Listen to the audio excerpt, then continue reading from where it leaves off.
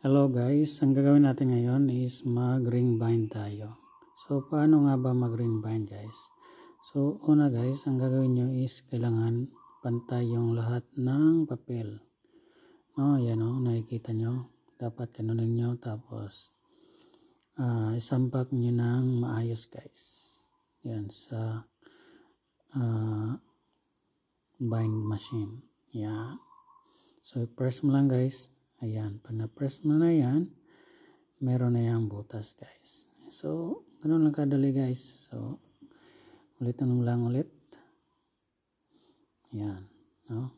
So, ang ating binabind guys is yung ating RPMS. So, ganun lang kadali, no? So, wag mong buuhin. For example, meron kang makapal na ibabind. Kailangan konti-konti lang yung masakto dyan sa machine mo. Ayan o. Salpak mo yan, then press down. Ayan. So, bubutasan mo. Dapat, nakita nyo yung red guys. Dapat dyan may dikit yung papel mo. Dapat pantay yan.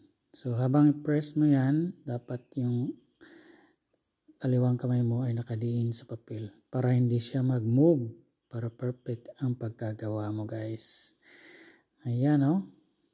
So, madali lang yan. Lagay mo na yung ring binder mo. Yung spring. Yan. So, kailangan i-open mo yan guys.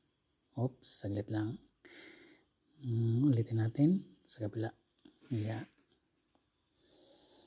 Yan. So, ganun lang guys. Ganun lang kasimple. Ayan. Lalagay na natin. So, yung paglagay mo yan guys, dapat yung nauna mong nabutasan kanina, yun yung pinaka una ding lagay. Yan. So, dapat alam mo yung pattern guys, para hindi ka malito. Ayan o, pakita ko sa inyo. Ayan. So, yung nasa huli, yung pinakauna mong ilagay guys. Para pag na-open mo yung book mo ay napakaganda at madali na lang siyang i-scan. So, ganoon lang kasimple guys. So, kung meron kayong mga katanungan, pwede kayong mag-comment down below in the comment section. Alright? So, yan guys. Huwag natin kalimutan ha. Sundin ang nasabi dyan. Like, subscribe, and get notified lang po tayo. Have a nice day.